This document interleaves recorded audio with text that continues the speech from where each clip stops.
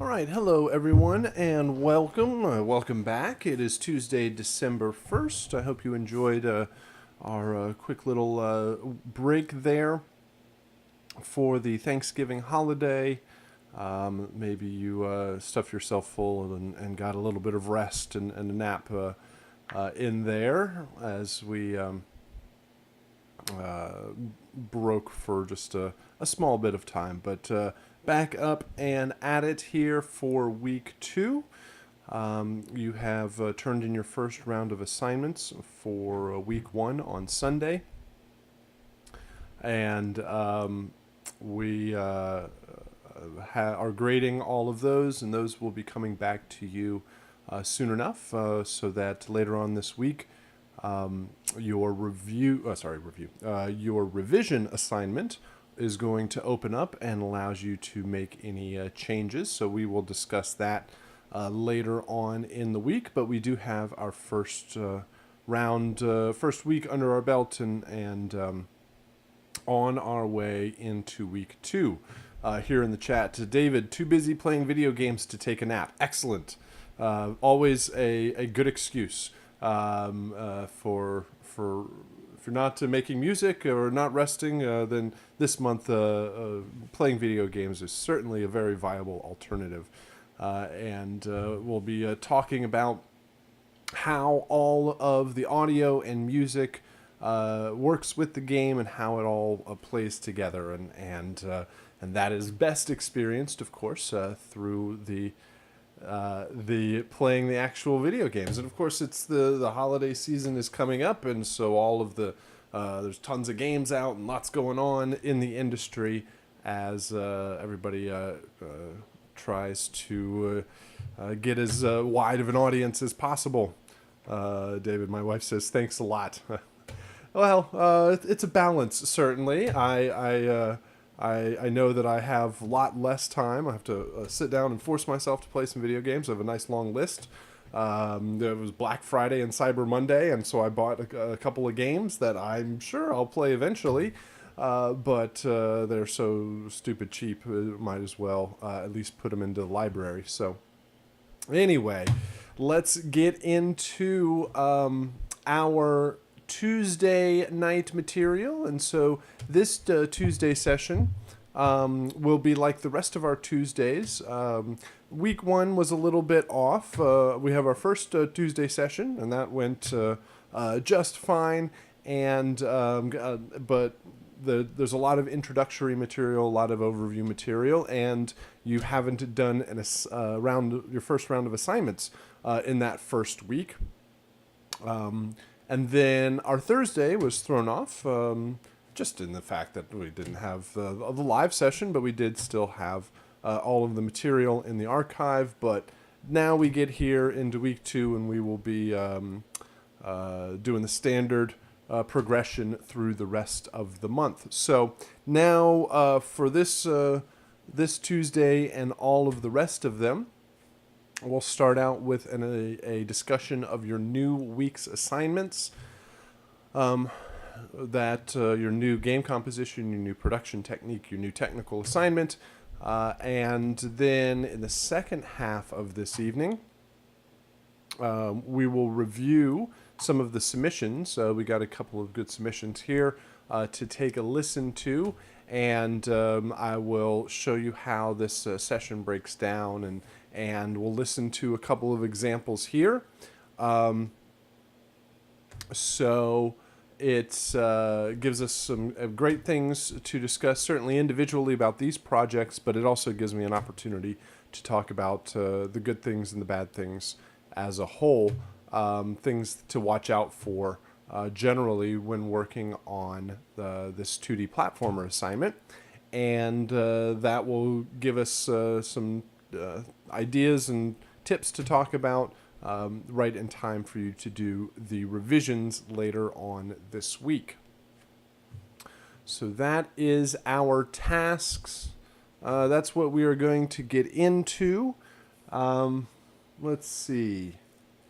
Yeah, I have, we'll be grading through all of your week one assignments. Those will probably be done by tomorrow. If not, then certainly we can extend the revision date through the weekend.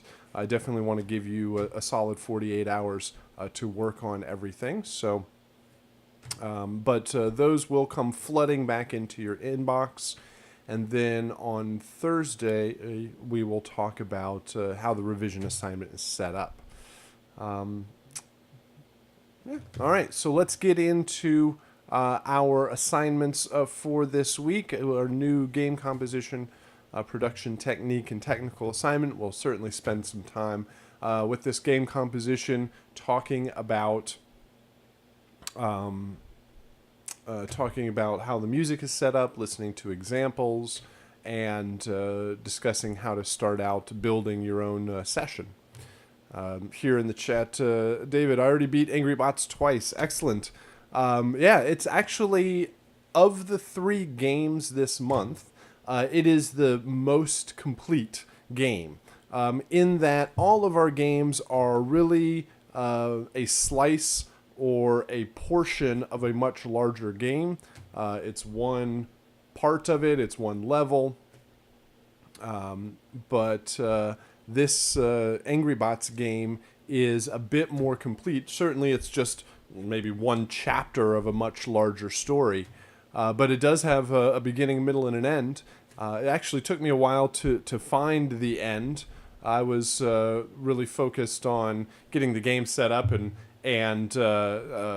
implementing it for the project and getting it all set up for the class. And then, so that means I never actually went all that deep into the game just when I first started out with it. And I stumbled across the ending one time. I was like, oh, look, there's an actual ending and a cutscene. And I think I just got kind of lost in the level and was like, oh, okay, that must be it. Also in the chat, isn't this game one of the tutorials in Unity? Absolutely. That's where a lot, actually 2D platformer is, and Angry Bots is, and next week it's from the Unity store, but it's not actually made by Unity Games. But yes, they're all tutorials. They are all available, free to download, to rip apart. The versions of the games that we used, the originals don't have any of this music stuff in it, so we had to build the whole music system around the games. But it gives us some great access to full, complete gaming projects to work with. So let's talk about our new game here. Let's bring up a video. So I will do my weekly poll. Give me a heads up in here in the chat. Have you downloaded all the assignments? Have you played and checked out Angry Bots? So certainly David has already beat it twice, so that's excellent. Played through it. Definitely, number one, you should have already downloaded the assignments. Even taking a look at it, I can understand maybe not getting into the game right yet, but downloading the assignments and taking a look at them, getting a sense of what they're all about, that's always quite important as early as possible in the week. Always, let's give an overview here of what to expect from this game. So I'll just let this play through a couple of times. Certainly the first thing that you might notice is it's a lot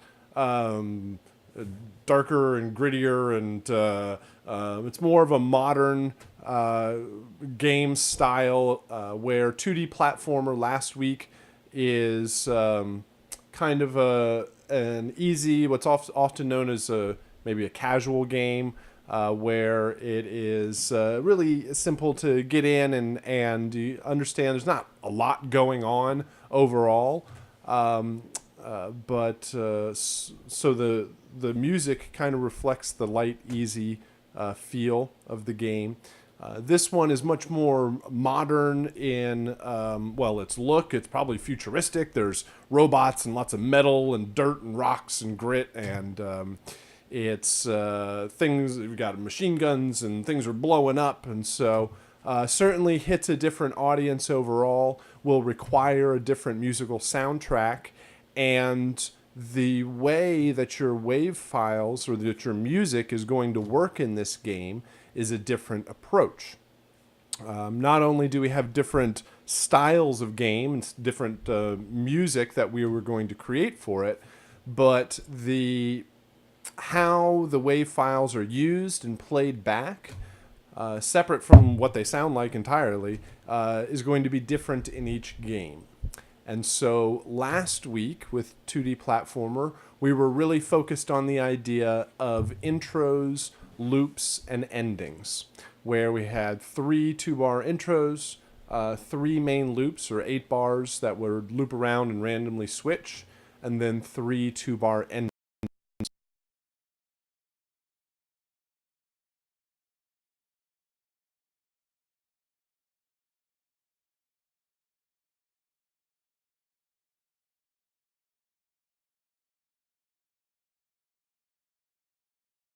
Hello?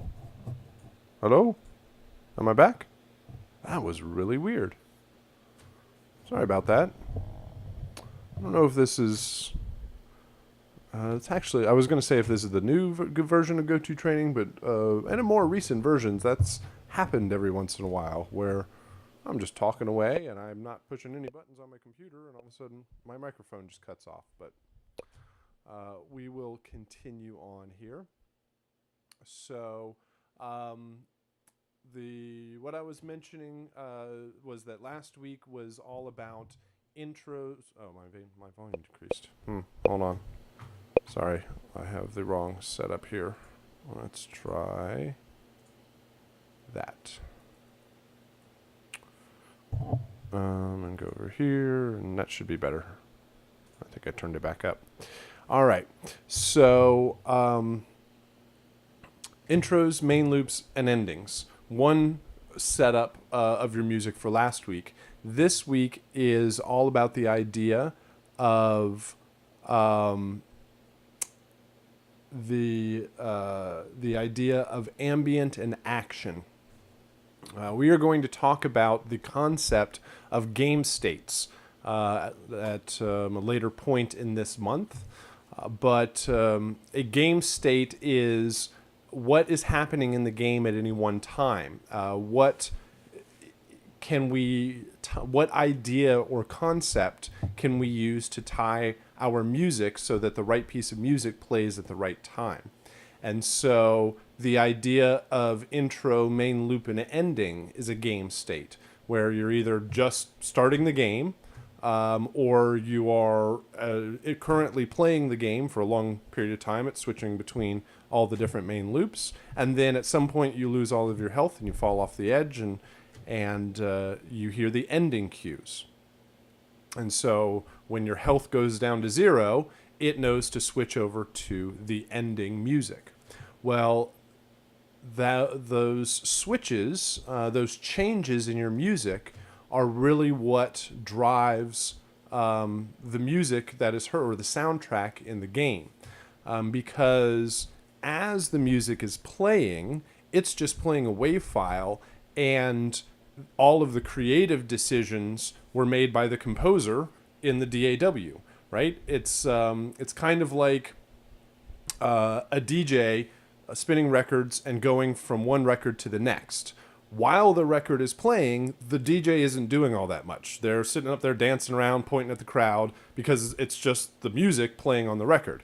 The real skill or challenge is how do you move from one record to the next, and how do you crossfade or match the beats and get everything set up so that you can move from one piece of music to the next, right? So while the music is playing, there's not much going on, but it's really how do you transfer from one to the next. And so we talked about how intro segued into main loops, and then eventually if the player lost all their health, they would hear the ending music.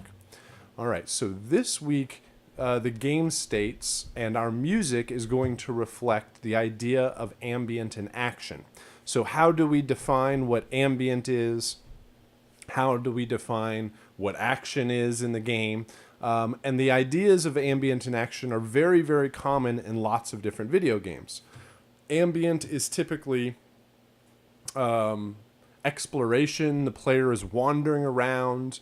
Maybe they know where they're going. Maybe they're completely lost. But there's a period of time where the player is safe and they are not engaged or battling with the enemy at that point.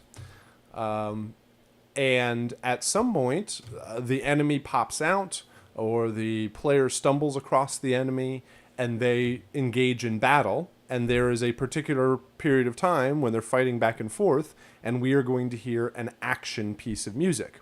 So the enemies in this game are the different robots. There's that robot there that pops out is called the Buzzer Bot. Over here, these little robots that jump to life and have the legs. These are called Spider Bots. And as the player is fighting or battling with these robots, your music is going to switch from ambient over to action. And then eventually the player is going to defeat the robot, or there's also self-destruct. But basically the robot is defeated, or I guess you can run far enough away also. But you are going from ambient to action, and then action back to ambient. So that is the fundamentals of the music system, and we'll talk about what that means and how that works, and listen to some examples. Let me bring up my example for this right here. So let me show you what the final WAV files might look like. So you will build the music that you will create will be a total of 7 files. Zoom way in here. We have an ambient loop, music_ambient loop.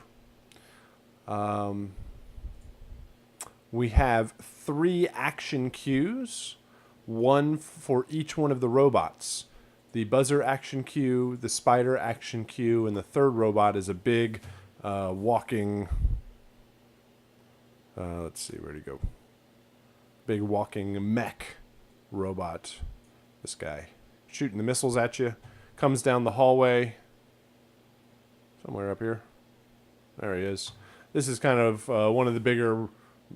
sometimes might be a boss battle. Just one of the bigger robots overall. They have different sizes. They have different attacks, and basically a different interaction with the player. So they each require their own piece, different musical cue. All right, each one of those 3 action cues are each 8 bars long. And we have 3 stingers over here. Stingers are short short musical hits. They're typically strong impacts. They'll hit really hard in the beginning and fade out of the way very quickly. The most straightforward would be a kick and a cymbal crash, but they should be a lot more designed than that. Interesting effects, and it's mainly to emphasize or embellish some of the changes. So we'll talk about what all this means and how they all work together, and we'll listen to some examples here. But let's start out with our main focus is going back and forth between ambient and action. So notice your ambient cue is going to be around a minute long. For most of the game, the player is in the ambient state, or they're not battling with the robots. If the player just stood there, the player just stands there in the beginning. Well, actually, they do get hit by a robot. But if they just stood still and did nothing, then they would hear that ambient cue over and over again, looping at around a minute long, going around. And the main thing to point out with the ambient cue is I'm not referring to the genre of ambient music. It shouldn't be just a drone or a pad. It shouldn't be low or slow or boring. It should have some energy to it. It can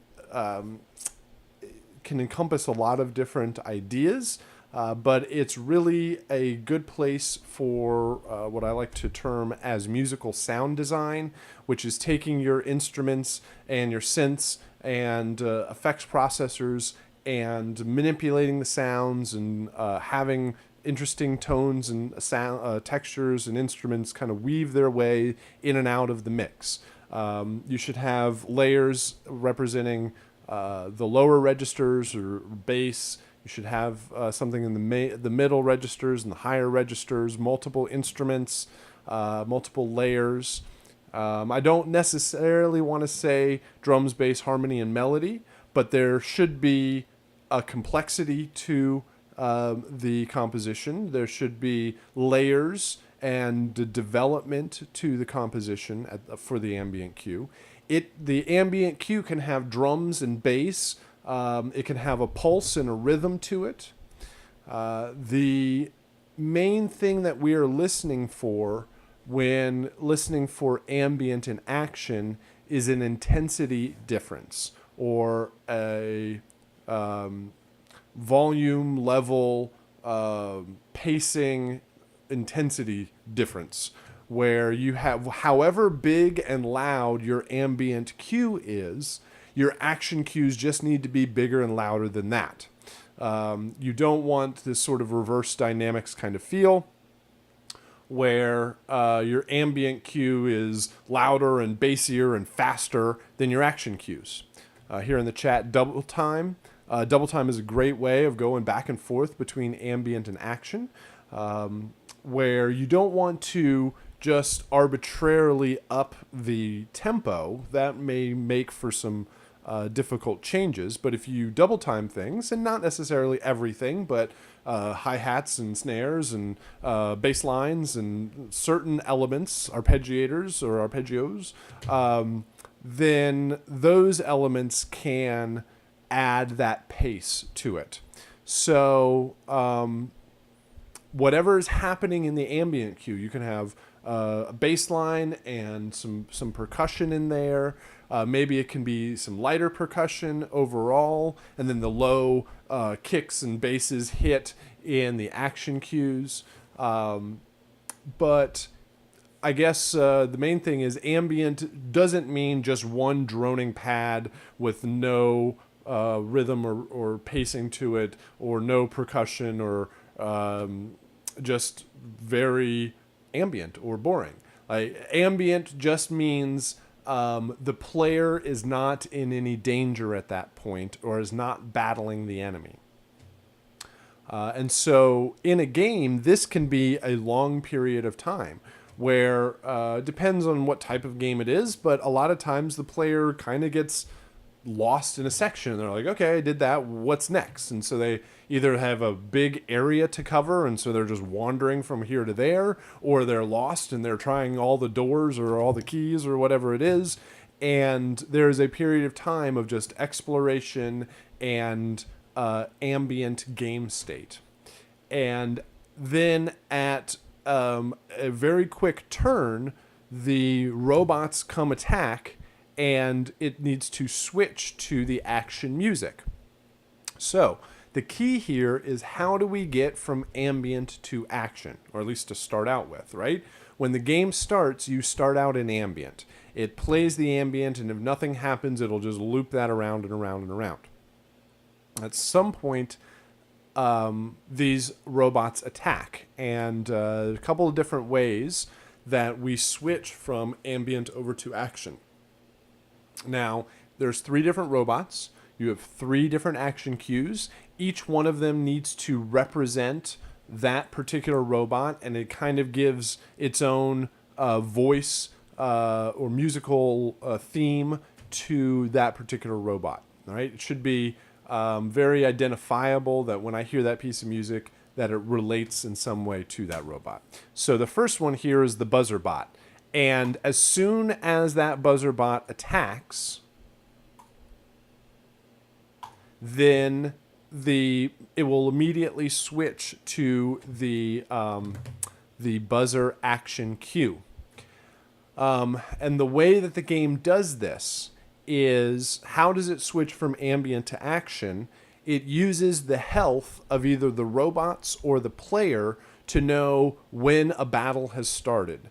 So if the robot is just there and doesn't do anything, then it's not going to start into the action music. But as soon as you either damage the robot or the robot damages you, then, or somebody loses health, then the music will immediately switch from ambient over to action. So you, as the composer, are not guaranteed when this is going to happen, right? At some point in here, it's just going to drop this action cue into it. Actually, it doesn't really do that. It just stops playing one. It stops playing one and immediately transitions over to the other, right? So it's playing through this. You don't know where it's going to be rhythmically or in the musical phrase, but immediately it jumps over and starts looping that action piece of music.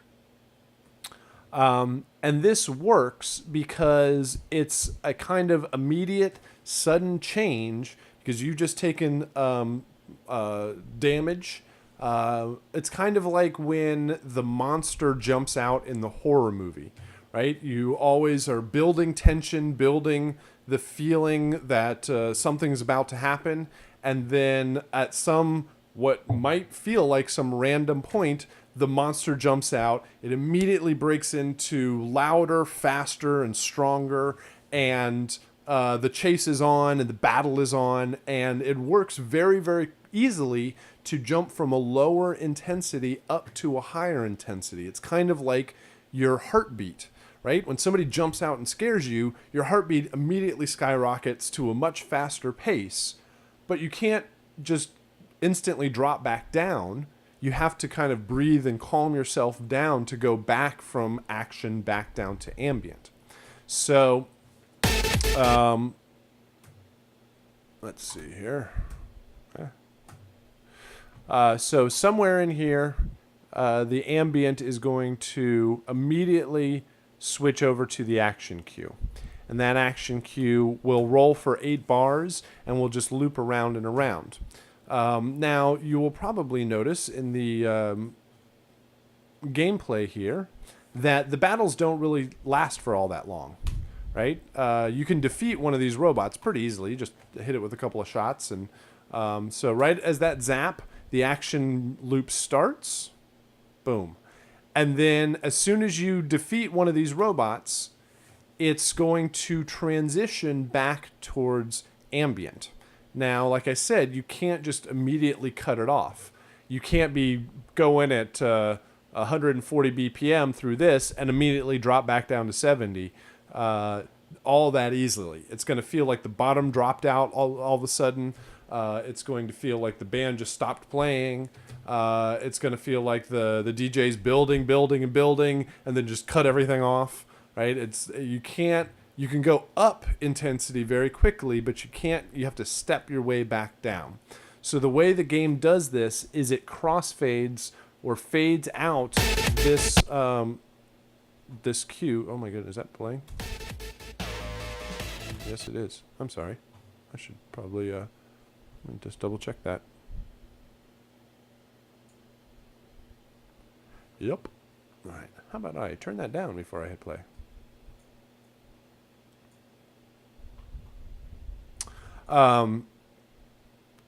The way that it does this is it will fade out or really crossfade back into the ambient loop over time, over about 3 seconds. So ambient starts, action starts, you battle, you defeat one of the robots, and then over 3 seconds, it'll fade back to ambient. And then the spider bots, when they jump to life right here, boom, that's when their action cues start. So they don't have to take damage. whenever they just jump to life, they start their music. And it'll play for as long as possible.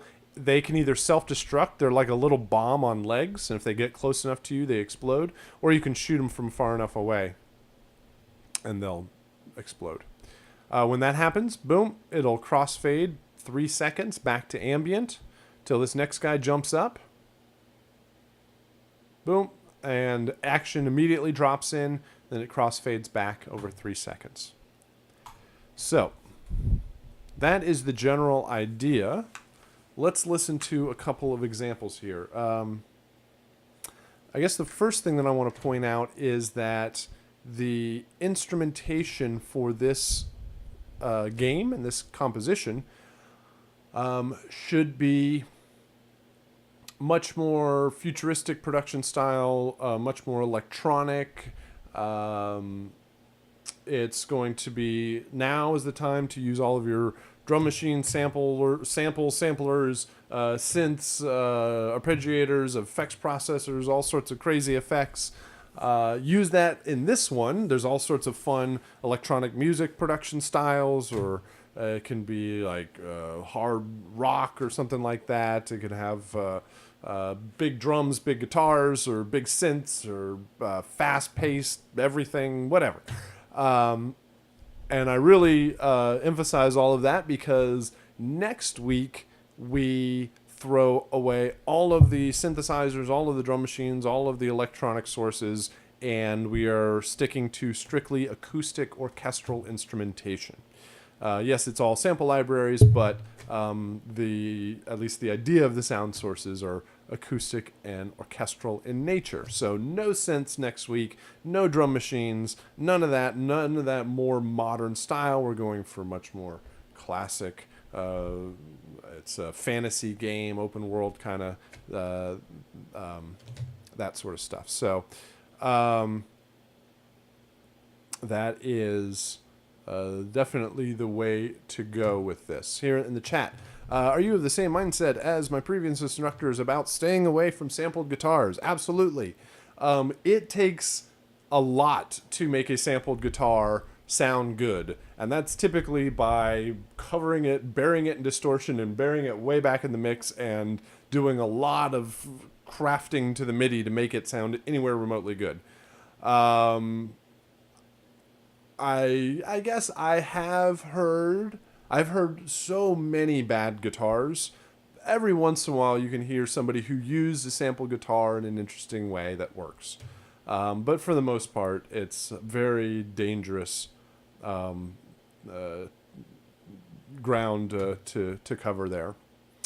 All right, let's listen to some of these. And we'll start out with the ambient cue here. Oh, sorry about that.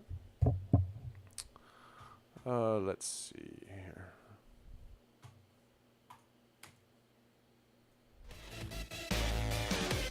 Let's start with the ambient.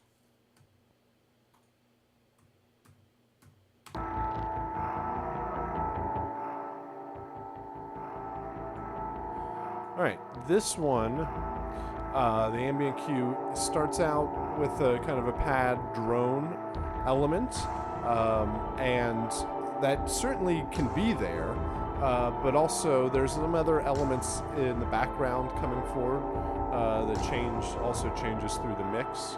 So certainly, obviously synths and pads and drones all certainly work, but you don't want it to just be that. So you can hear a little bit of a pace there, a little pulse in the background, and you can hear some changes through the cue.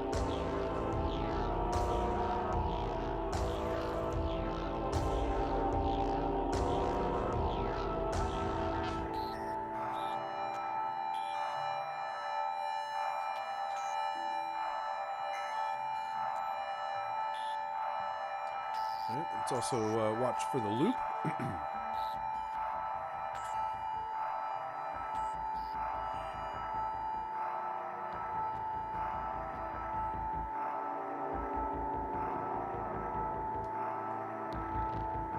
Right, notice how seamless that is. Now, at any point, At any point, one of the robots jumps out, and we have one of the 3 action cues that can be heard. Here is the buzzer action cue.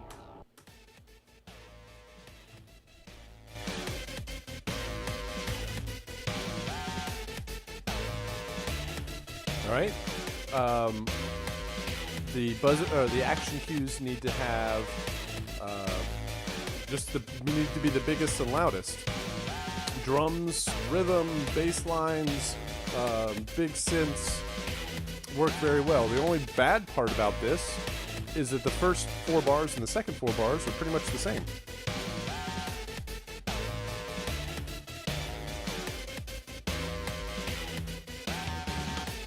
Right? So if I just, what a developer would do is they would take this and they would just cut it in half. Where's half? Oh, you're not going to give me half. Half. Oh, that's right. The tempo's wrong. Whatever. Half. Like that. Right? So it would just loop like this over and over again. No reason to waste double the file size. Bad loop. No reason to waste the file size, making it twice as long. So always make sure you have changes in development over the queue. All right, let's try the mech. Notice there is a change in the instrumentation, change in the drums a bit, changes in all the synths. Right, now this one's a little bit better. There is some changes to the bass synth. Not really. First half and second half are pretty similar overall, but good instrumentation, good pacing, fits for, you can get a sense that each cue is different. Each cue is got its own sound to it and represents the different robots.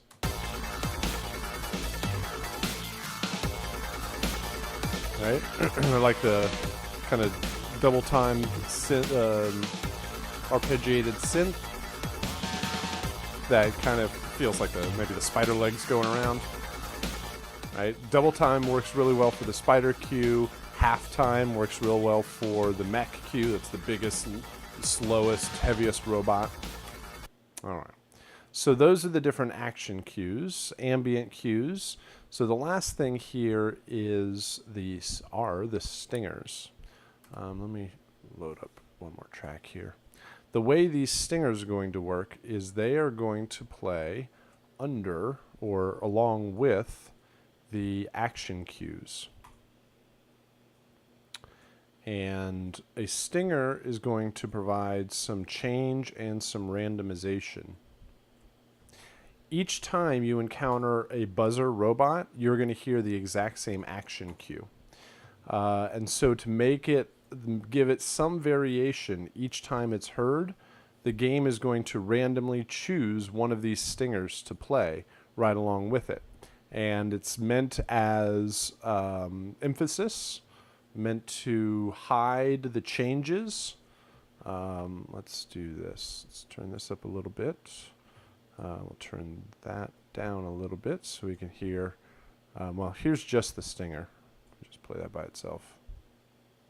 Well, that's that stinger.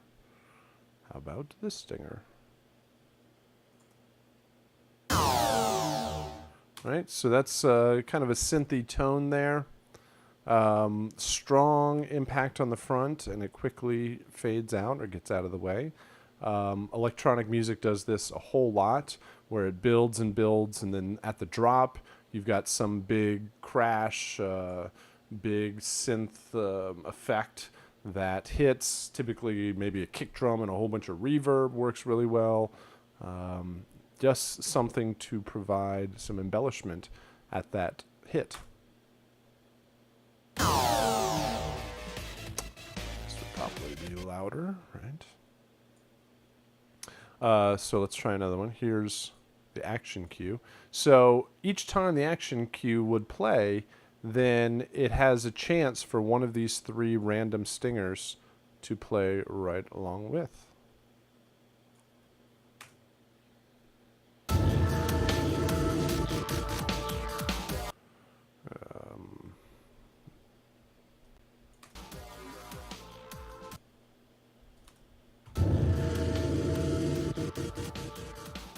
Cool. All right, this has a little bit of modulation at the very end. Let's try this one.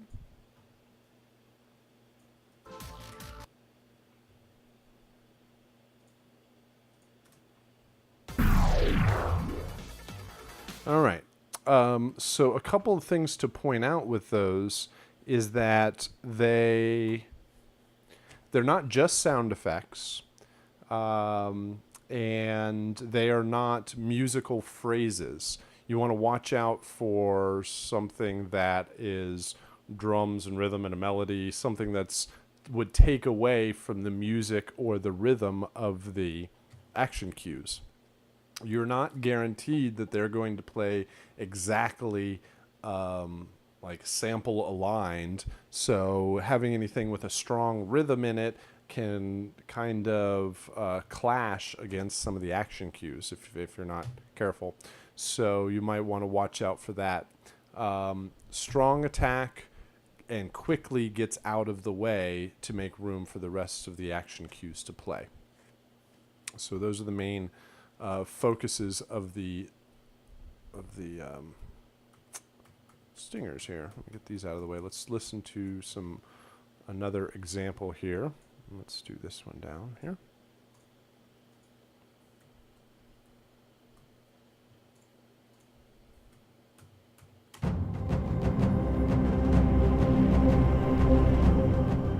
All right, so this has got strong rhythm, big drums.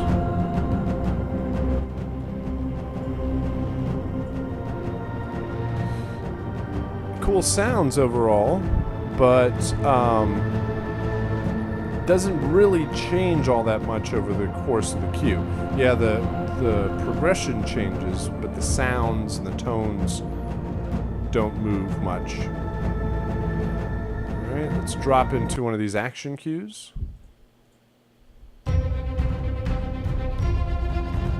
This is much more kind of epic orchestral. Although it's a little bit repetitive with the arpeggiated strings. But those would be good elements that underlies some other ones. This works well also with the arpeggiator. It's got a Batman feel there.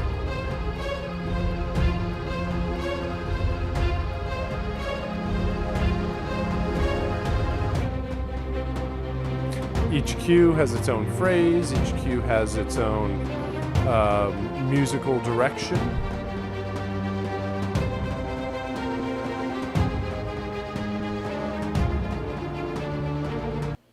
Now watch out for these kind of stingers.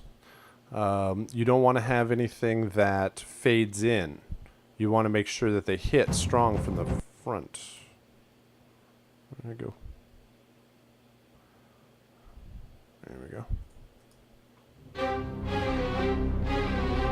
Like something like that is a musical phrase can have a real likelihood of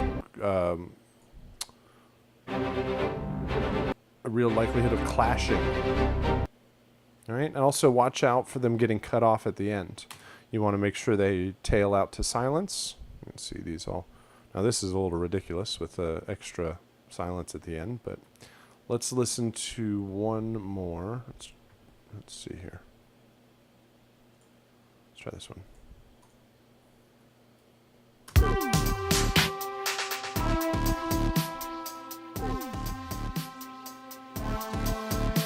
See, this one just hits the progression, but it doesn't really change much after that.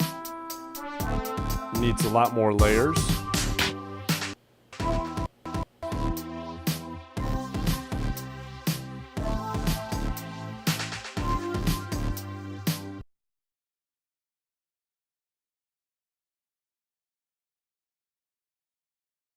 Did you lose me again? Yes, you did. Let's see here. Let's listen to this one.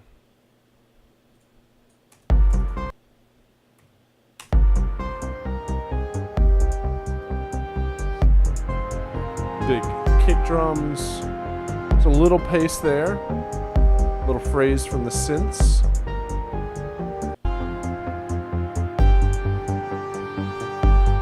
But it definitely could have some other elements that kind of mix its way in and out. Let's try action cues. This works well. Strong lead line from the action cues. Let's try this one.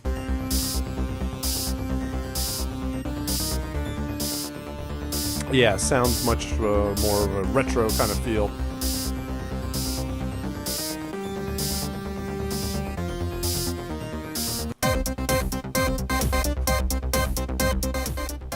Here in the chat, are these by students? Yes. All of the examples that I use throughout the month are all previous student projects. Some with good examples and some examples to some things to avoid. All right, so each one of them has their own idea. Each one of them has their own phrase.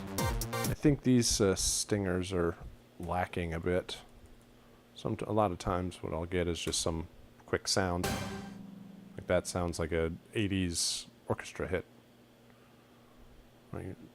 Patch is probably named orchestra hit.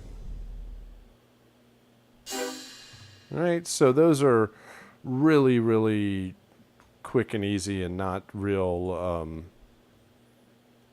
interesting versions of the stingers. Alright, so that works. That's very classic. Those are like big EDM kind of hits, which also works. You want to make sure that they don't get cut off at the end.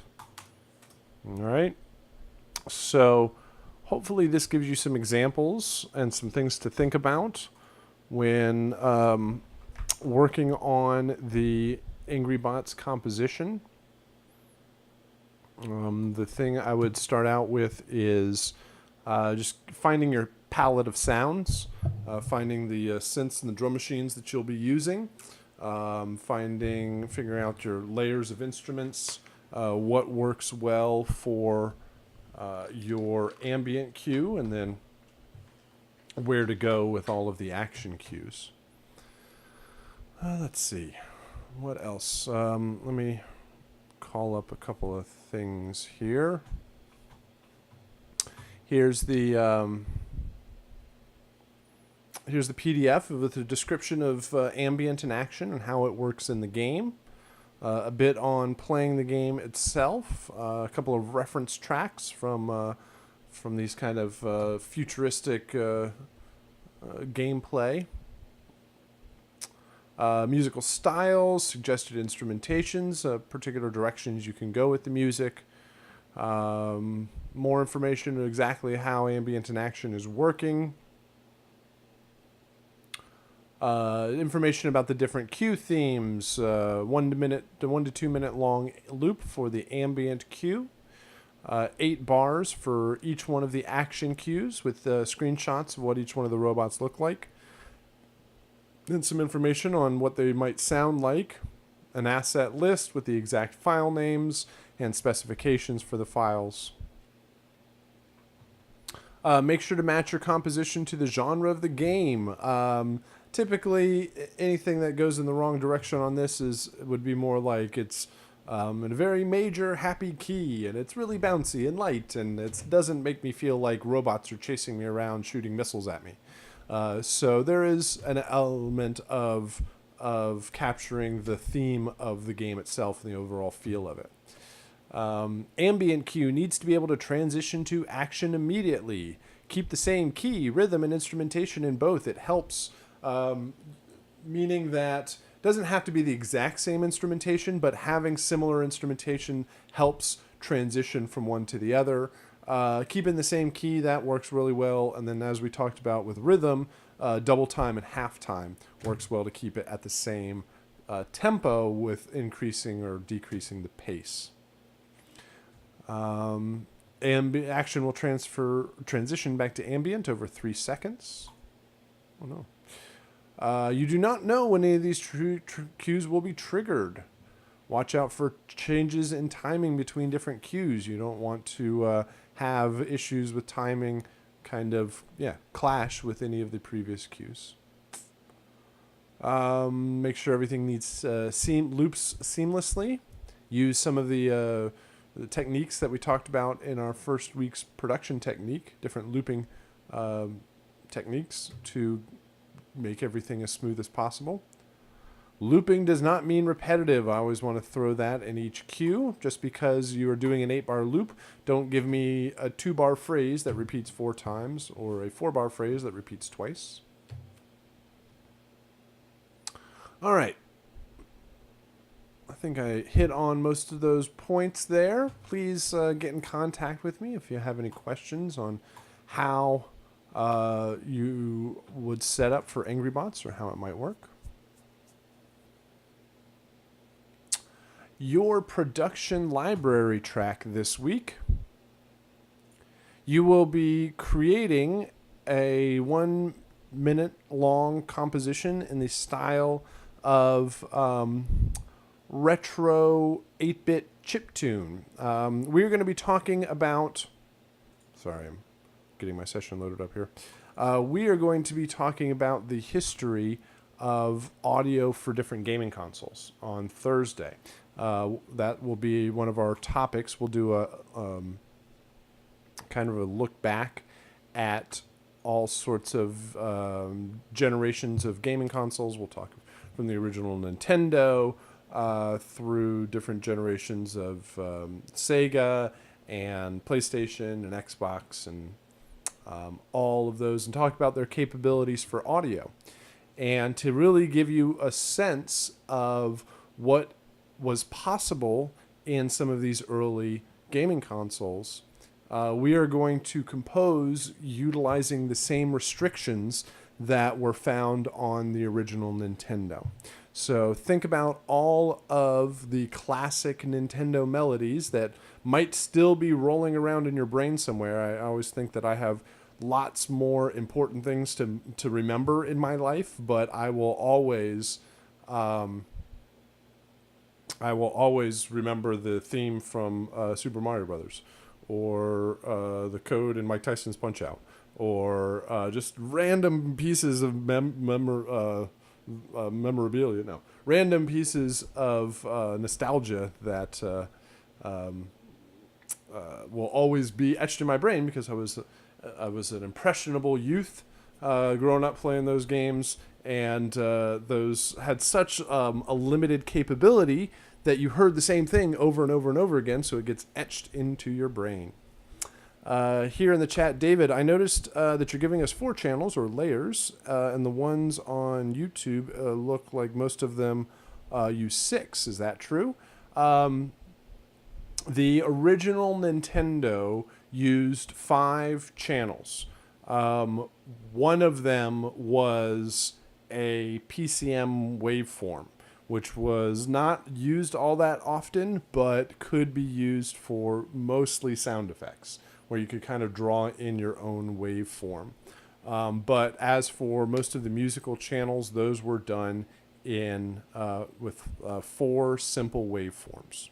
So those waveforms were sine waves and square waves and triangle waves, and there was a noise channel.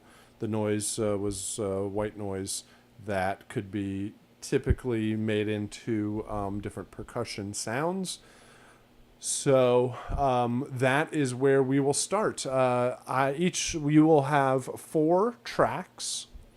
Each one of those 4 tracks, well, I guess let me start with this. When you download this assignment, you get a logic session.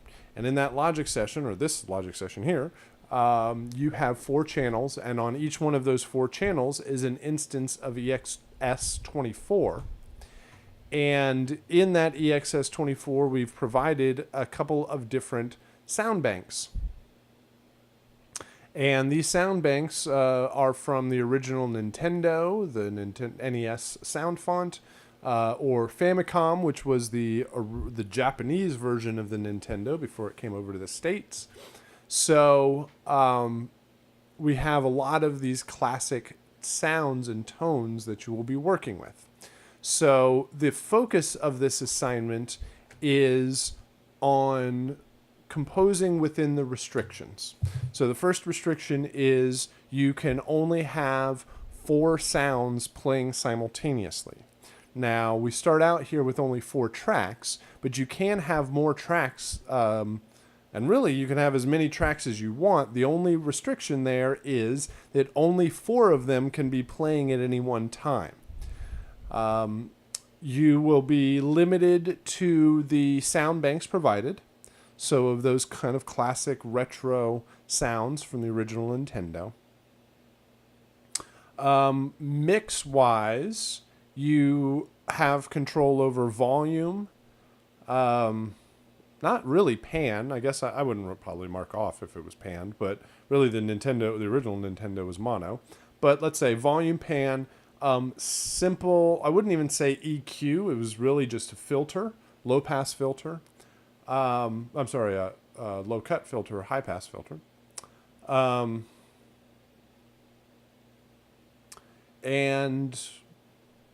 the last part is that your lead melody line has to change at some point. So you have to have drums. So one of these channels is going to be used for drums. And you have to have a melody. And that melody line needs to change the sound at some point.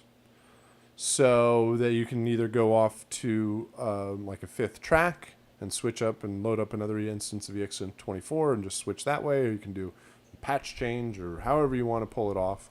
But you need to have drums. You have 4 channels. So that's typically drums, bass, harmony, melody, or drums, bass, melody, counter melody, or drums, harmony, melody, counter melody, or something like that, right? Definitely drums and melody. Then how you use the other channels is a bit more up to you. And what is harmony and melody and bass and all of that can be, I mean, when this kind of restricted, it can blur and kind of bounce back and forth. So, it's really a fun, simple project to work on once you get everything set up. The session's already there. The sounds are quite limited, so there's not many choices in that. And when I first started this project, I was a bit hesitant. I was like, man, since the sounds are, you really can't rely on the sounds. They're pretty bad overall. I mean, they're not bad. They're classic, let's say. But you're not going to get these amazing sounds that you can hide behind, right? That's some of the good things and bad things about modern DAW and modern music production is, number one, wow, there's so many cool sounds out there.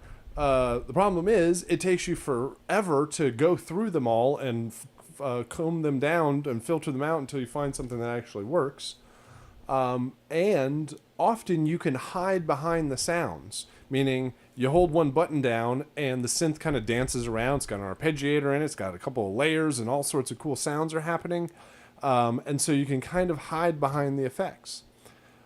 So the benefit here is I was like, okay, so if the sounds aren't all that great, maybe the results aren't going to be all that great. But what I've found overall is that since you can't hide behind the sounds, you really focus, and you're limited in the number of tracks, you're really focused on harmony and melody and the focus on the composition itself. And I end up with such limited results, I end up getting some great results, great returns. So it's a great composition to kind of show off what you're capable of doing in a limited framework, so that you can say, hey, even with everything stripped away, listen to how catchy this is. You can also take that melody and music and then kind of orchestrate it into a full composition. So Here in the chat, David, but the examples were still amazing sounding when you put the sounds together. Yeah, it's the I certainly think that one of the reasons that some of this early game music was so memorable is it was so limited that you had to squeeze every note and every bit out of it, and so you had to rely on melody and catchy music and phrasing. So it's amazing what they were able to pull off with such limitations. So to kind of give you a sense of all this and dip your toe into some of this work, because when you're working on mobile gaming, you can encounter some of this. Not necessarily with the sounds, because it's a wider variety of sounds, but the limitations. Mobile gaming and audio is about 10 years behind in all of the technology.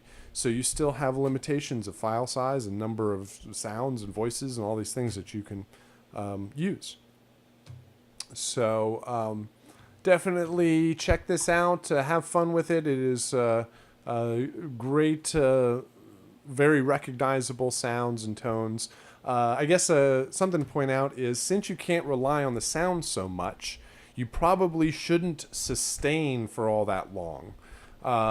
Meaning faster tempos with kind of a more staccato, upbeat kind of feel or composition is a good direction to head in this, where you're not going to go chord 2, 3, 4, another chord 2, 3, 4, and hit then sustain too long. I mean, you can maybe in the bass that works a little bit better, but certainly for melodies and the momentum of the music, it works to be a little bit more poppy and hitting on the beat. All right, production library track. Let me take a quick pause here before we get into our technical assignment. Let me know if you have any questions. Go ahead and post those up in the chat.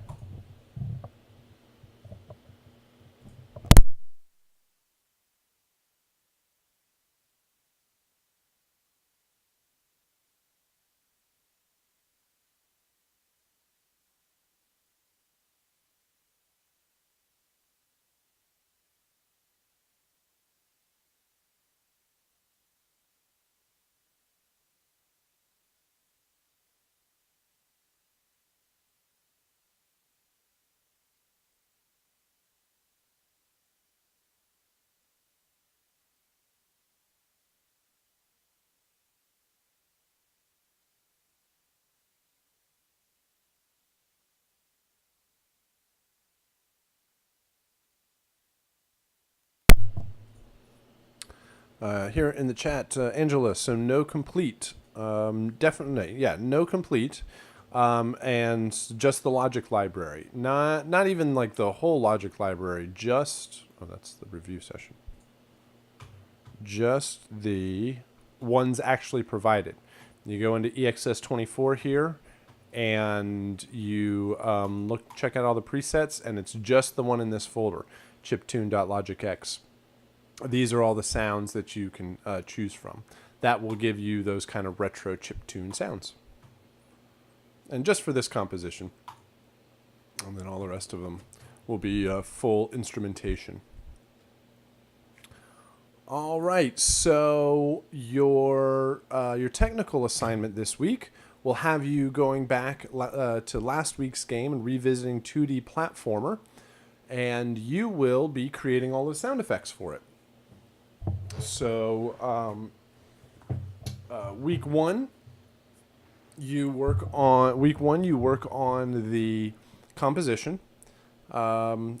Week two, you start the new composition for the next week's game, and you go back to the previous week's game and you finish out the sound effects. Week two, you start the new composition. Week three, you start a new composition, you go back to week two's sound effects. So lots of fun. 18 ridiculous sound effects for 2D platformer. This way you have all of the sound effects created. Everything that is heard in the game is your work. All of the music and all of the sound effects, it is completely your project. So let's talk about how the sounds are built and what they are and what you're going to be working with and doing and all that stuff. So here is, let's see, one of these.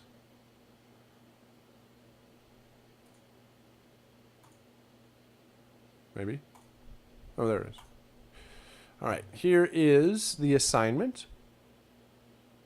And you will be finding sound effects from all sorts of different places, right? One of the best sources is going to be Westar Music. You already used Westar Music for last week's production technique assignment, the looping assignment. But there is a large sound effects library from Sound Ideas, which is a very popular sound library. And those are all free for our purposes to use. So find all sorts of really cool sounds there. There's another great site out there called freesound.org, which is open to everybody. And Freesound has a lot of bad stuff on there. But there's a handful of good stuff in there also that you can use. And you can take all sorts of stuff and make other stuff out of it. And you can use it from the find sources from the wide open internet. However you want to build your sound effects. And images for each one of the sounds to show you what we're actually talking about here. And you can reference all of the sounds and the video for the game. And there is a sound effects list here that describes all of the sounds that you'll be creating. So let me show you how this is going to work here and a good approach to start this assignment. What you should do is reference the original sound effects from the game. So here I have the original game. Right? So when you download and play the game, this is the icon. And all of the sound effects are there for you to check out. So you can right-click on this and you go to Show Package Contents. Hopefully you've tried this with your music last week. But you can go, you do Show Package Contents, you will find a folder appropriately named Contents. In Contents, you can find Data. And in Data, you're going to find Streaming Assets. And this is all mentioned right here, right? Go to Contents and Data, Streaming Assets. This is how you find this and work with the sounds in the game. So inside of Streaming Assets, you'll have two very familiar folders. One with all the sound effects, and hopefully you have placed all of your music in here and checked out how your music works. So I suggest that you... Oops, not that. What do I suggest? I suggest you take Logic here and, let's see, I don't want to close that. Create a brand new blank session.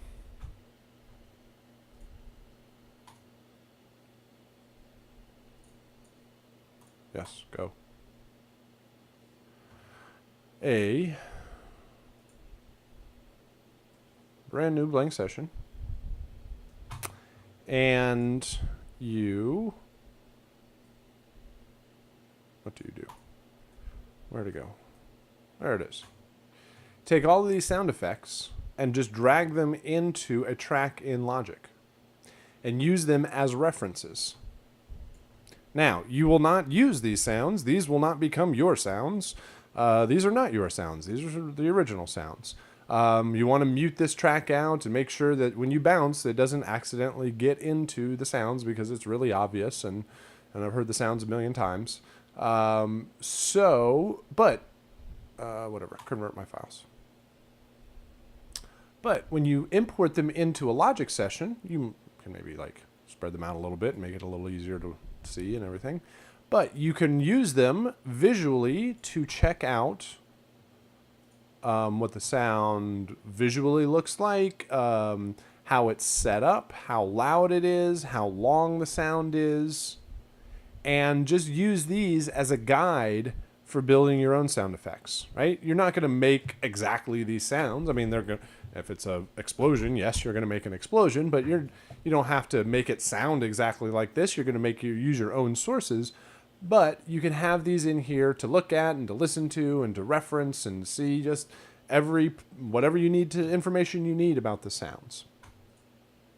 And then I would suggest maybe creating, I don't know, 5 tracks below or something like that. Just create a whole bunch of blank tracks and start building your sounds. Import your sounds, edit them, fade them, name them, and bounce them out properly. And it gives you a real easy way of referencing everything. So I'm not going to do it in there. I'm just going to listen to all these because we can see the file names and go through them really quickly. But let's see here. Let's listen to these and make sure you can hear them. And let's see. I need to do that. And I'm going to turn this down a little bit. Did that turn me down? Oh, that's input. I'm going to turn me down. There we go. This is also going to turn on my microphone, but I don't want to blast you with some of these big sounds. All right. So this is Bomb Boom. This is when you can pick up mines and they can explode in the game.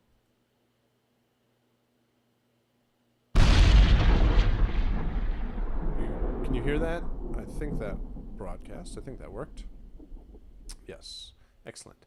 All right, so you pick up the bomb. So the first thing when you look at a couple of these is just to notice different groups of sounds, right? You have a couple of bomb sounds, a couple of enemy death sounds, 3 jumps, 3 ouches, 3 taunts. So just find similar sounds to work with. So there's the explosion. Here is the fuse sound. Right, as the bomb is getting ready to explode, it has a little kind of a countdown before it explodes. So that is a little, can actually be like a burning fuse sound. Bomb pickup, right? That's just some random sound. It can almost be anything. You could actually make a sound for that, like a huh. Or just a vocal sound for it. Bomb set down. It's kind of bombs away. Right. That can be you. You can make a sound. You can do a lot of these with your voice. Right. All of these enemy death. This is all can just be done with your voice, real quick. Right. I mean that's real simple. These 3 jumps, and ouches and taunts. There's a jump. Now. It can be you. You can find a sound effect. You don't have to do it exactly like these. Oh. I mean, ow. There's not too many different ways an ouch could be. Ow. But these taunts here. Keep it classy. These are fun. Bring it on. I say, Bean. All right. So, 3 taunts. You can say whatever you want. Please, it's a family-friendly game. It's a school assignment, all that. Please keep it all nice and clean. But you don't have to say keep it classy. You can do whatever silliness you want there, but just make it your own and keep make it fun classy. and interesting. Gunshots, right? I think does not. I mean, it's a bazooka that he's shooting, but for whatever reason they chose a gunshot there. That's fine. Whatever. Health pickup, another ambiguous sound. So. Use these sounds, reference these sounds. Don't make these your sounds, but you can find a whole lot of ideas just by importing them in and referencing them. All right. That should get you going on all of the assignments for this week. Hello? Where'd my slides go? I'm buried. Here. There we go. So, 18 total sound effects for this assignment, and then once you have it all set up, You can place your music and your sound effects in the folder, in the streaming assets folder, play the game, and it's completely your soundtrack. And each one of the games each week has that same sort of setup. As long as your files are named exactly correctly, they're set up and formatted properly, then next time you put it into the game or load up the game, it'll work. All right. That should be everything that we need to discuss for our week 2 assignments. Please download them, check them out, play the games, read the assignments, get in contact with me as soon as possible if you find any sort of issues, and we can work through whatever needs to happen. But now we have 6 submissions for the peer review. So this will take me a little while to get through. It certainly won't wrap this up by 9:30, but I'll stick around and definitely want to get all of these done and listened to. So we'll go through and listen one at a time. Actually, let me do a little bit of cleanup here and make it so these are 3 main loops: main loop, main loop, main loop, main loop, main loop, main loop, main loop. Oh, that looks different. Main loops. All right, get these over here, something like that. And these should all be intros or endings or something like that. Next 3. And intros. Let's do this. Oops, not that. This, and we'll kind of line these up here.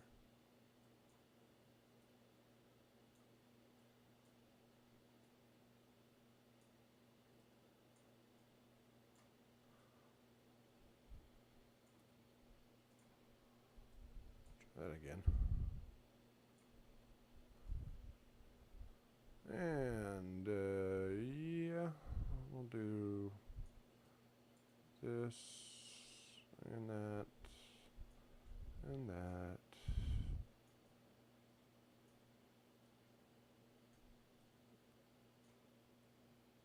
Cool. What's going on down here? Ending, ending, ending, intro, intro, intro, main. Oh, it's there. Main loops.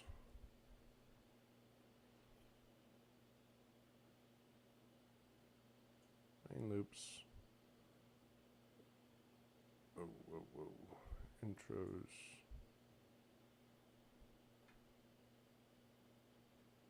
Okay. There we go. So, the things that we are listening for. I'll probably just start out with the main loops because that'll give us most of an indication of what we're listening for. 8-bar loops. These threw me off because those don't really seem to be 8 bars. This one doesn't seem to be looping. It's got this big gap on the end of it, so that's going to prevent the loop, although the rest of these look a bit better. All these up here look like they're, at least visually, they're set up to loop. All of them look like they're pretty strong in their levels. None of them are really, really low. This one a little bit because if you notice, like these are probably drums, right? Big attacks or hits on the drums, but the rest of the instrumentation is a little bit lower overall, but we'll have to listen to that. We're listening for looping. Each one of them needs to have their own unique kind of feel to it. They need to have a melody, a strong melodic idea. These are all of our intros. Yep. Intros, so they need to build up. They look like they should all end and transition into. Some of these, like with gaps at the end, make me a little hesitant. Like these kind of fade out, but who knows? They could just have a rest right before they drop. And the endings, all of the endings look like they start strong and they need to fade to silence. These all look like they, all reach silence. These look like they're pretty close to reaching silence. These look like they reach silence. These look like they're almost there. They might get cut off. Something in there looks like it gets cut off. These look like they probably get cut off. Some of these, like this one gets cut off. This one can just have something like that. But overall, right, so we're just, that's all just the visual stuff. And of course, visuals don't mean anything until we actually listen to it. We need to make sure that the intros and endings, one of the main things we're listening for there is that the intros build up into the main loops and the endings kind of resolve down from the main loops. So, yeah, a couple of things to point out. Let's go ahead and start listening to these. Take this, let's see, do that. Take this down a little bit. John, I must have forgot to click do not include the audio tail in a couple. Yeah. I typically will bounce the files and then edit the audio afterwards, knowing that I probably won't bounce it perfectly. You can, one very helpful thing is, where is it? Auto set locators can be very handy because whenever you select anything, it'll automatically set the boundaries of your loop, which can help set up your loops very, very, very quickly. But I never trust just what I bounce. I always got to go listen to it. David, how are you getting the repeated region to be exactly the length of the selection? I was having difficulty. Yeah, that's what it is. Well, there's, first off, if you do auto set locators, it'll do it for you automatically, which is cool. That sometimes can get annoying because it like highlights every stupid thing you click on. So I actually have it also set to, if I turn this off, if I go into my key commands here, it is, I never know what it's actually called. I just know it has the word marquee in it because Logic likes the word marquee. Marquee. It's this one, set locators by regions, events, marquee. And I just have it set to L because I think loop. And I know that's probably destroys some other key commands that you might use, but I do it so much, I just set it to L. So even with auto set locators off, if I hit L, it switches over there, and I hit air, and that helps a whole lot. And then I can use C to turn off my cycle on and off. So those are the things that allow me to jump through this a whole lot. Because before I did all of that, I was sitting here like, okay, zoom way in here and make sure this is exactly, and you hope it snaps correctly, and then it, whatever. And it takes a long time to be perfectly set up. Then it's not like sample accurate, and then it relies on me being smart enough to do it. And no, I don't want to trust myself. I want the computer to do all of this mindless stuff for me easily. All right, so let's listen to something.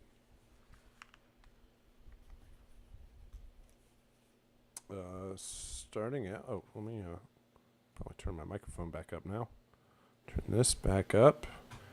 Make sure that this doesn't blast. Where's my mouse? Turn this down and hit play.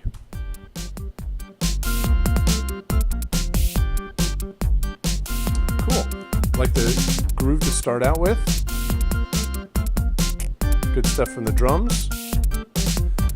The only thing is this little phrase of the would work if it's twice. It sits there on the third time, and it does change in the fourth time, but just maybe a little bit more change there. But that's a really small point.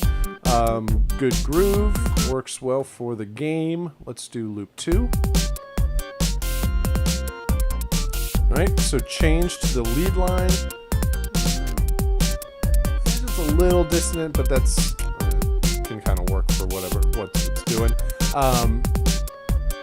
Now that I hear that, here this is kind of the harmony phrase, harmonic line, maybe a little bit more change from that. Let's do this third one here. So, good change.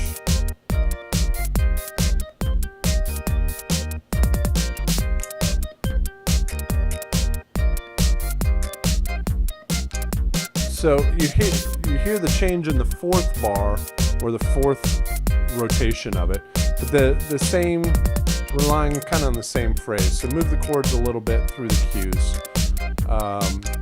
But overall, they work well, moving from one to the next. Each one of them has their own kind of vibe to them. They say have their own idea. They loop well. The groove works nicely.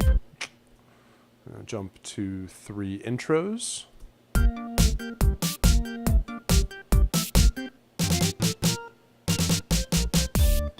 right, I like this second one. Cool. This first one sounds more like a 2-bar loop. Kind of seems steady. Like I could just loop it here. I don't feel like a rise. What it should, if I looped an intro, it should feel like it goes up, up, up, up, up, up, up, up, up, up, up, and then drops down, up, and then it keeps rising back, up, up, up, up, up, down. So anything this one works a little bit better. You can feel this one kind of rises up. Boom. It should feel like it would, like you wouldn't loop the intro, so it should feel like it goes in one direction. Oops. This is somewhere in the middle. So a little more towards the second one there. That one works nicely.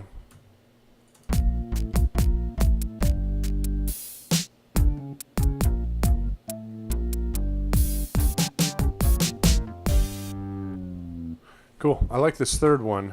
And I like the little pitch bend at the end, but it feels like it ends sooner. Boom. Like it ends on the start of bar 2. Here, you've got like, there's that last snare. This one feels like it gets more cut off. They also feel like they're missing some instrumentation. It just goes, it's that lead, or not that lead, but the main harmonic synth. There's stuff in the higher registers up there, but this is just like bass and drums. So it feels like it's missing some instrument layers. All right, so good stuff overall. Just a couple of points there, a little bit more variation through the 8 bars. Make sure you kind of rise and fall. But good stuff to start out with. Let's try the next one here.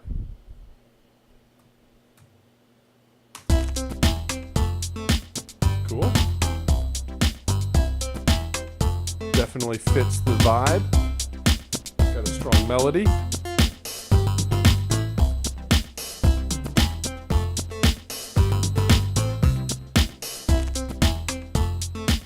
Excellent.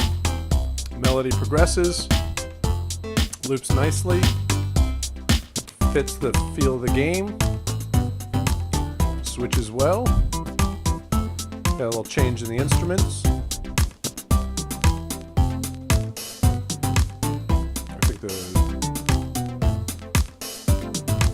let me go back, here's the drums, yeah, snare, more to us, kind of a side stick or clap. And then 3, so we got changes in each one. Percussion changes there. These 2 I don't feel like maybe have as strong of a melody as this first one here. Let's see. Yeah, it's that lead synth. Kind of feels like that's missing in the second two. I mean, this one has a good melody. Maybe it's just not as, like, present sounding. This one sounded like it was much more front and higher pitched. This one feels pretty buried overall. Alright, good stuff to start there. Let's do the intros. Cool.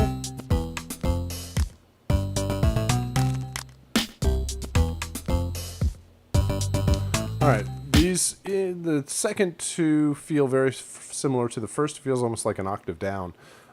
So that one works just fine. I would just move the second one to go away from the da da da da da da da da ba da ba. So just a little bit more variation on those second two, and then the three endings.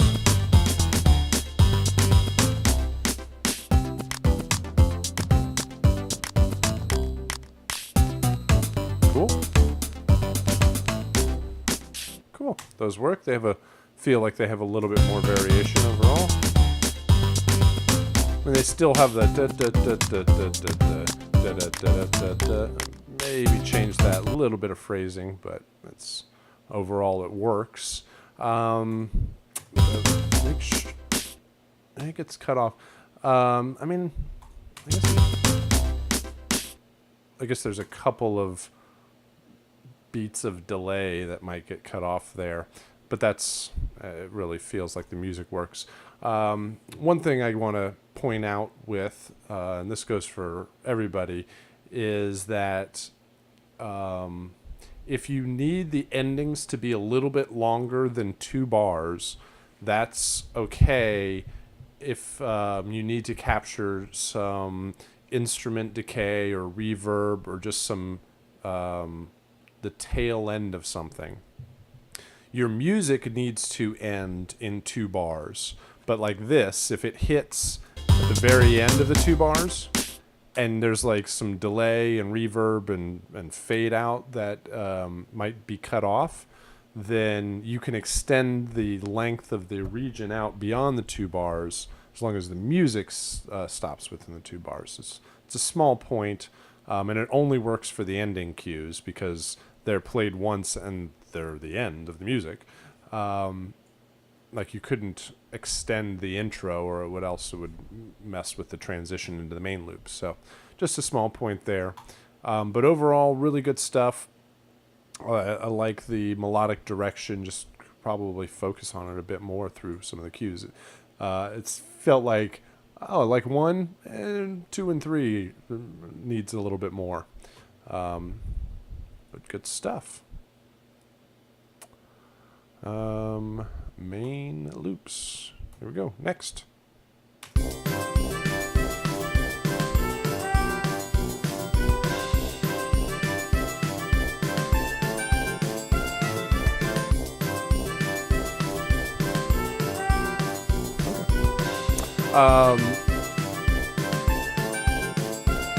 Works well. I don't know. Still, I'm trying to figure out if I like the pace or if it's just too fast or too rushed. But the melody works well.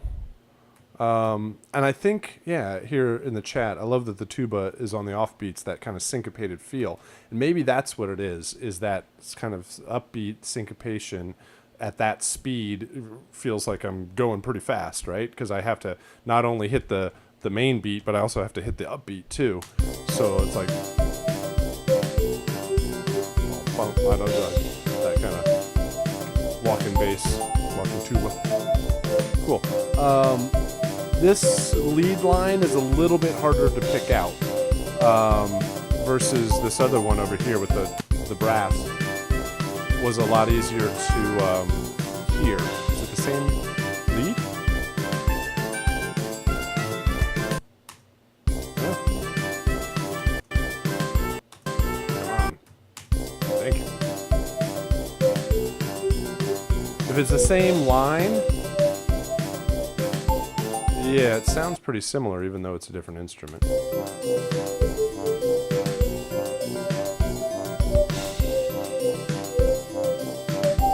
Yeah, the second one needs to be more present in the mix. It's that kind of rounded synth sound that's a little bit lower, maybe an octave lower than that brass, and the brass just sticks out so much more. So that's the only thing to point out with those. I do like the fact that it does change, that it's not just the trumpet all the way through, but whatever the other sound is needs to stick out just as much. All right, intros. Cool.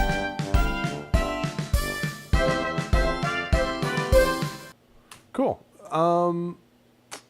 It's hard. The second two sound more like endings, like resolutions, because they. Actually, no. I was going to say this resolves to the tonic, but it's actually this that's the tonic.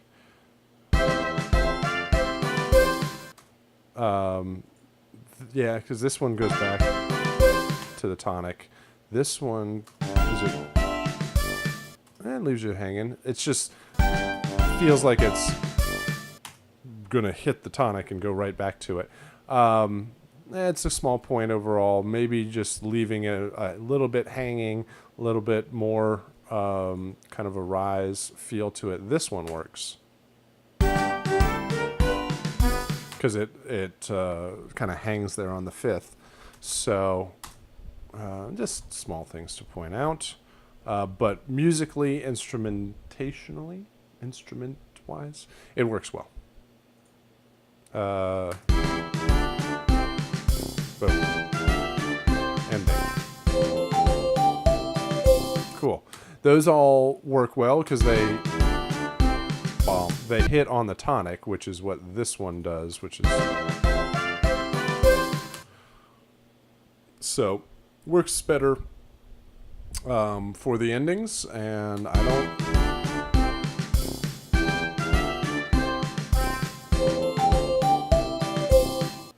Yeah, they all work. Very nice. All right. Excellent stuff. Let's keep going. Try this one.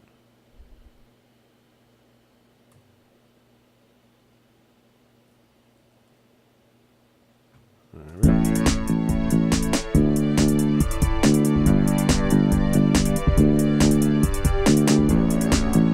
All right.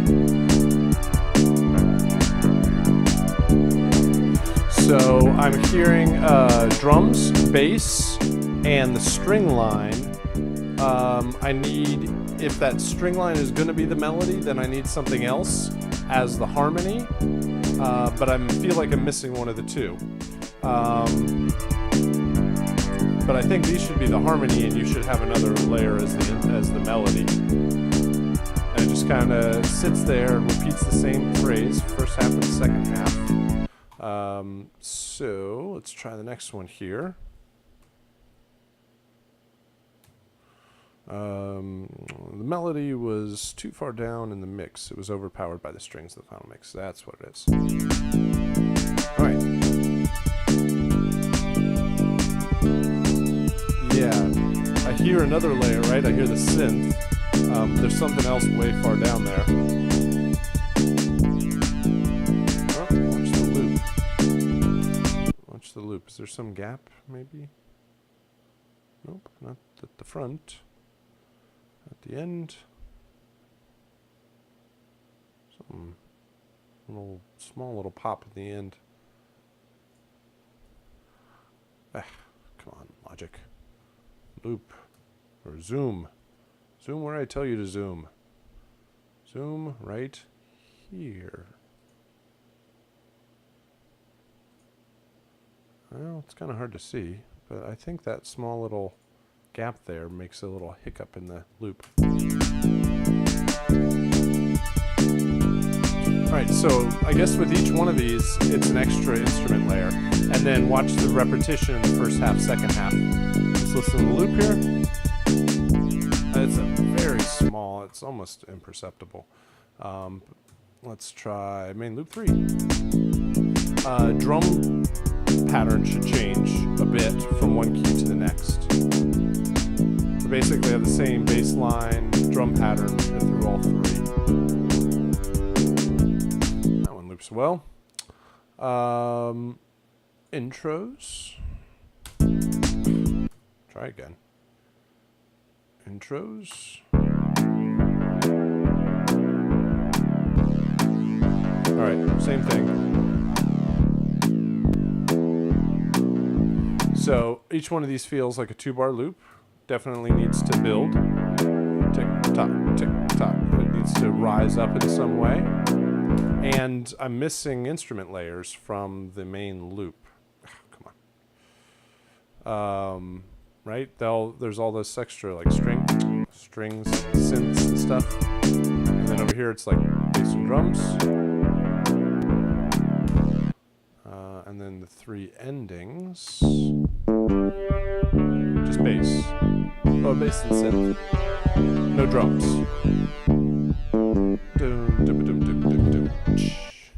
Right? So endings definitely need drums. All of them need the same synths or similar synths to the main loop. First half, second half needs a bit more variation and a couple instrument layers. All right, so good place to start. And you just need to provide more variation. All right, next. Now this one, these are not 8-bar loops. What are these? What do we have here?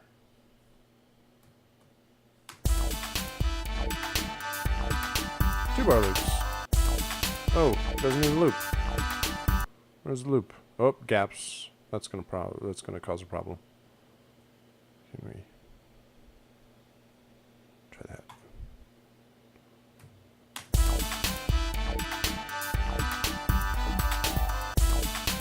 Not even that. Oh, there's a gap at the front too. All right. And just watch out for those little hiccups in the rhythm.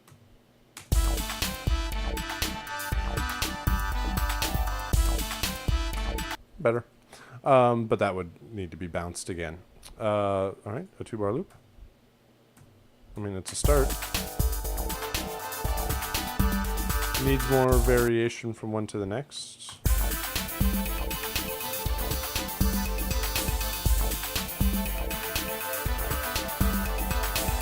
Yeah, I'm hearing drums, bass, harmony.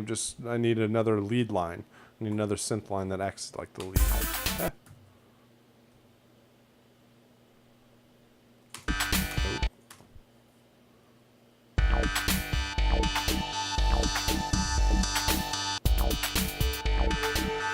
Those sound the same.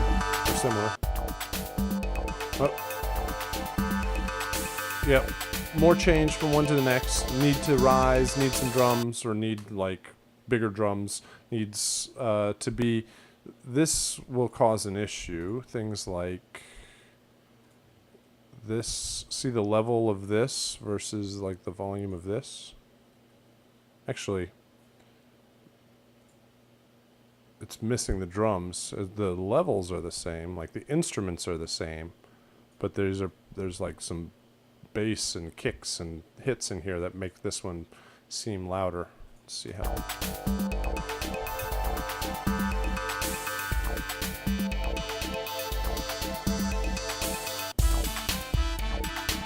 Yeah, it's those kicks in there. So watch the levels from one key to the next. You want to make sure that they are similar, so there's not a big jump in level.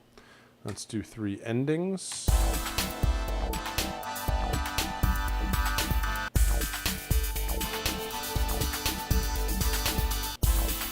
Yeah, they feel like parts of another loop.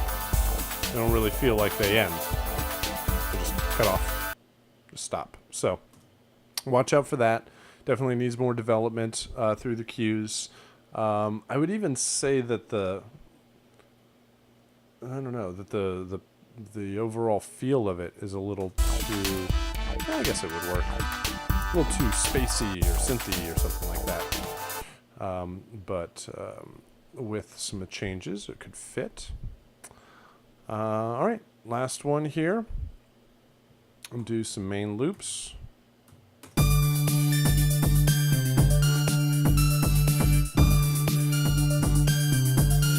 right, so we get the drums.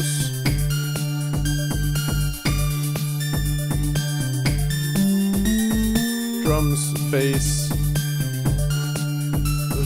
There's definitely the lead line. Yeah, the lead line's definitely got a X-Files kind of feel to it, or a creepiness, which works with the alien invasion for the game. Just a little repetition in the first half and the second half. That lead line could have some more changes. Then watch now. It's doing the same thing, or a similar idea.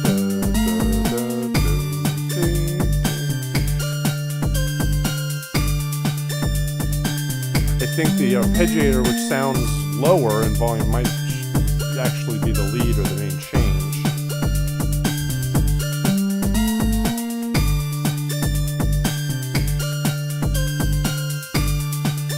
Alright, and main loop 3. Yeah, definitely change up that. That should be the melody that changes all the way through. Cool sounds in there. Definitely watch the loop. Watch that. Just edit that out or rebounce it again.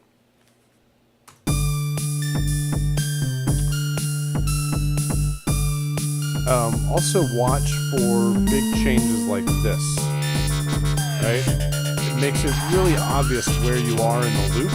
Like, oh, I'm in the cool bass section in the second half. But in the first half, I have none of that. So utilize it all the way through, so it doesn't make really obvious differences. I mean, you want changes, you want development, but you don't want the instrumentation necessarily to change that drastically, or like a big tempo change or something like that. All right, that same phrase. Definitely need to build.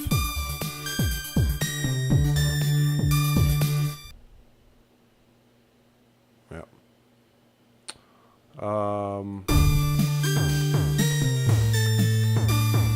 Yeah, similar ideas in each one of these. They need to, instead of like that, it kind of cuts off. It needs to actually have a musical resolve. The melody needs to resolve back to the tonic. The chords will typically go there also. Drums are typically doing a final drum fill or roll to a final crash, and it ends.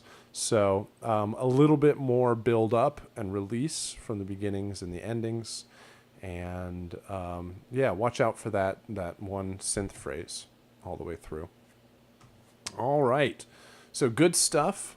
Great stuff from everybody. Really love listening to all the different versions. Well, of course, I listen to them, but it gives you guys an opportunity to hear everybody else's work, the good stuff, the bad stuff, and just not really bad stuff. There's like nothing in there was like, nope, completely scratch it, start all over again. It's just maybe the first round of it, first draft of it, and everybody has some changes to work on. There's always something to improve, but definitely a good start overall.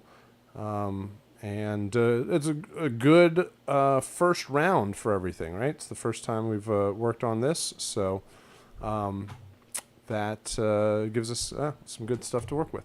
Anyway, I think that is everything from me. Let's wrap it up there. If you have any questions, I'll stick around for a few. You can post those up in the chat. But other than that, I'll see you again on Thursday, and we'll get into our next round of topics. All right? Have a good one, and I'll see you then. Bye.